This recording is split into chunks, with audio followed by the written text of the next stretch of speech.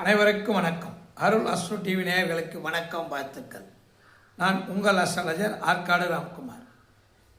இன்றைக்கி வீடியோவில் எதை பற்றி பேச போகிறோன்னா, தசாபுத்திகள் எப்படி வரிசையாக நமக்கு வருகிறது அப்படின்னு பார்க்க போகிறோம். தசாபுத்திகள் ஜோதிடத்தில் ஜாதகம் பார்க்கும்போது மிக மிக முக்கியமானதாக இருக்கின்றது. தசாபுத்திகளை விடுத்து ஒரு ஜாதகம் பார்க்க முடியாது.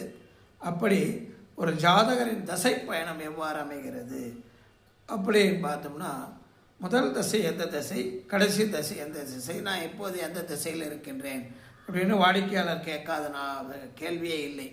இந்த கேள்விக்கெல்லாம் இப்போது முதல் தசை எந்த தசை அப்படின்னு பார்ப்போம். ஜாதகம் கணிக்கும் போது நமக்கு சந்திரன் நீங்கள் பிறக்கும்போது எந்த நட்சத்திரத்தில் பிறக்கின்றீர்களோ அந்த நட்சத்திர அதிபதியின் தசையே முதல் தசையாக அமையும்.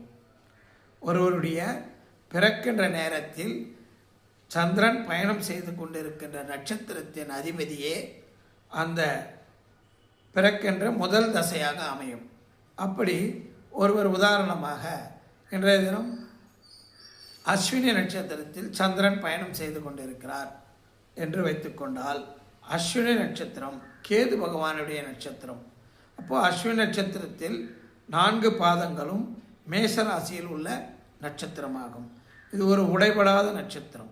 அப்போது ஆரம்ப தசை கேது மகா தசையாக அவர்களுக்கு அமையும். அடுத்த தசையாக சுக்கிர மகா திசை அமையும். அடுத்த மகா திசையாக சூரிய மகா திசை 6 ஆண்டுகள் அமையும். அடுத்த மகா திசையாக சந்திர மகா திசை 10 ஆண்டுகள் அமையும். அடுத்த மகா திசையாக செவ்வாய் மகா திசையை 7 ஆண்டுகள் அமையும். அடுத்த மகாதிசையாக ராகு மகாதிசை 18 ஆண்டுகளை அனுபவிக்கக்கூடியவர். அடுத்த மகாதிசையாக குரு மகாதிசை 16 ஆண்டுகளும், சனி மகாதிசை 19 ஆண்டுகளும், புதன் மகாதிசை 17 ஆண்டுகளுமாக இப்படி வரிசையாக அவர்கள் அந்த தசையை அனுபவிக்கக்கூடியவர்கள் அஸ்வினி நட்சத்திரம் மேஷராசியில் பிறந்தவர்கள்.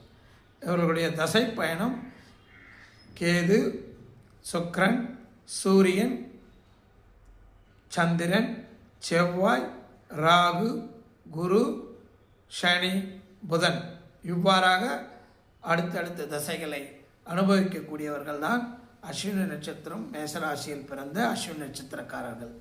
நன்றி, வணக்கம்.